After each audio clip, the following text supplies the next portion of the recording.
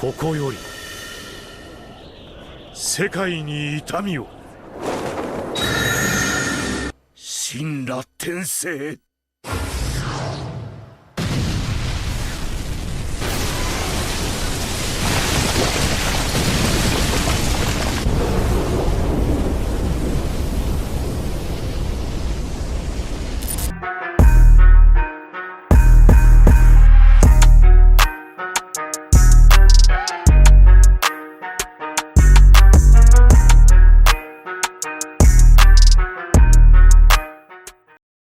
Welcome back to ATA Podcast, and for our first video, we'll be discussing power scaling. Yeah, we'll be addressing power scaling 101. There's certain criteria that are used to scale a character logically.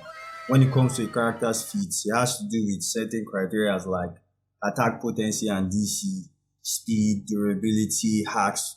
These are the things that scale a character to a certain level, so we're going to be addressing them in this video. And before we get into that, let us first talk about what power scaling is.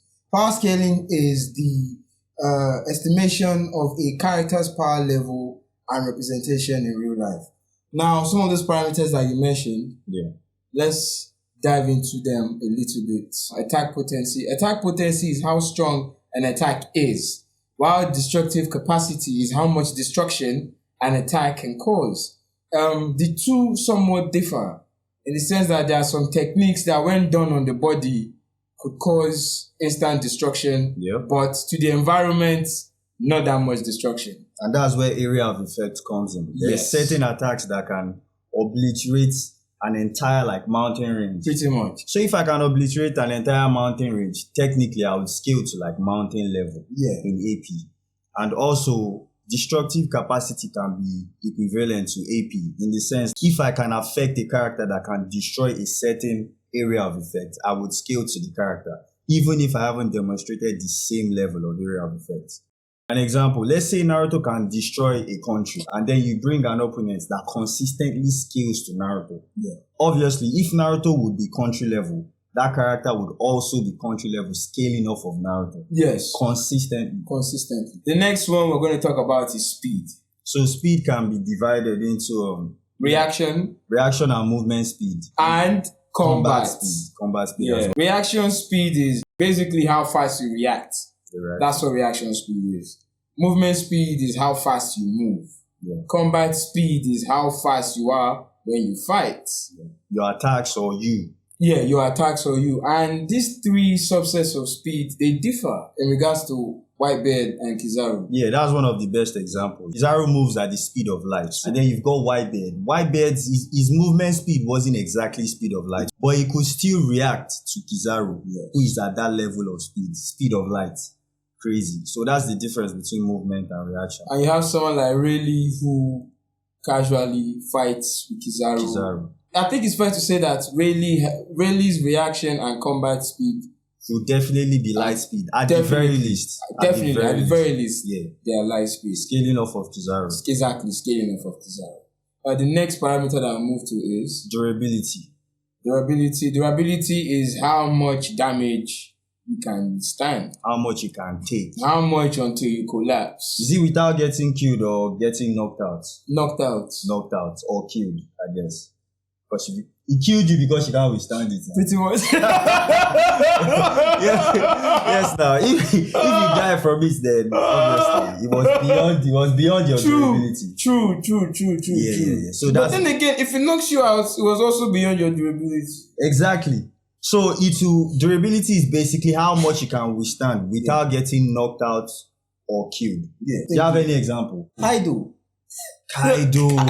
is durable. Kaido is durable. That guy is sturdy. For the people that have been reading the manga, spoiler alert, Kaido is taking damage from everybody. So this is like Whitebeard 2.0. This guy is having a piece of everybody, bro. Luffy, Law, Kid, Zoro, Yamato, and this guy is still standing. That's the Akazaya. The 9 Akazaya. The 9 Akazaya. So I don't think there's a better example for durability than that. Basically, durability has to do with tanking. How much can you tank? He made Luffy look light. Look at when he knocked Luffy out. Bro, Luffy had all the punches coming at him. My man was in base. answer me, please! Snake? Snake! As well, depending on the level the character is at when they are tanking those abilities. Because you know there's power ups, you have to take like power ups into consideration as well. So Kaido was in base. He still has his Zoan form and he still has his hybrid form, which all boost his stats. So that's just insane durability. That's crazy. So we'll be moving on to stamina and endurance. Basically the same thing. Yes. So stamina is basically how long you can fight for, how much energy you have. You know, how much gas is in the tank. Exactly. That's basically what stamina is. Bro, because we have characters like Akaino and Aokiji fighting for 10 days on Punk Hazard. Bro. We have Sun Jinwoo fighting for 27 years. 27 years. That doesn't even by anime logic, that doesn't make any sense. But it's crazy. That's what stamina 27 is. 27 years. years. Having a proper back and forth for 27 years. Let's move on. Next one would be hacks and abilities, right? Hacks. These are basically a subset of abilities that defy logic. Yeah, they ignore conventional durability. Yes, and they don't necessarily scale to the character's AP or DC. And by conventional durability, what do we mean?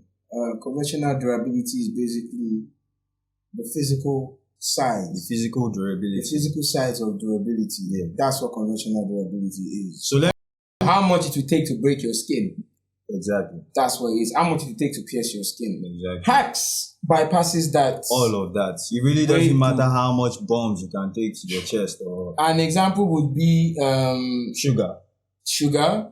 That's a very good example from One Piece. Sugar touches you, you turn into a toy.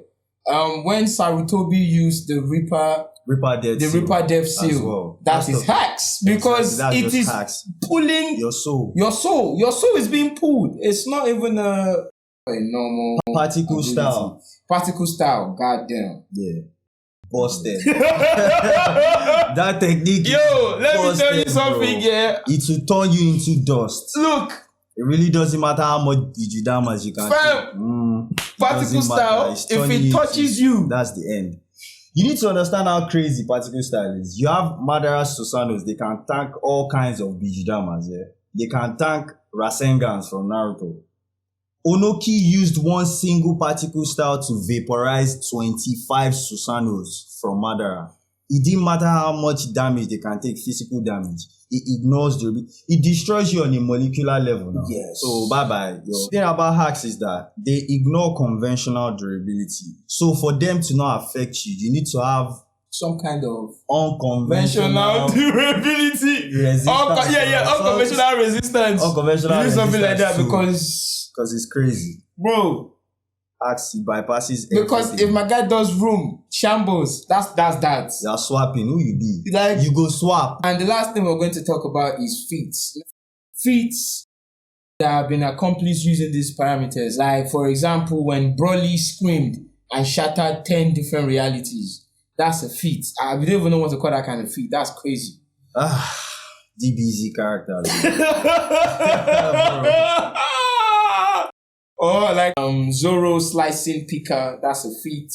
Slicing a meteor, that's a feat. Feats are what you use to scale a character. Pretty much. Don't come and tell me Luffy is going to lose to Shikamaru simply because Naruto characters generally are stronger than One Piece characters. Yeah. Nobody cares for that. That's a fallacy. Yeah. Do you understand? If you want to scale a character, you use these certain criteria to scale them. You use their feats. A character's race. It doesn't matter. Is not a factor. Give them the example. All these big fans are always giving us. It's not a factor to decide who the winner of a battle is. Just because we have two different characters, one is a human and the other is a Shinigami. Yeah. And then you're telling me, of course, Shinigami is going to win.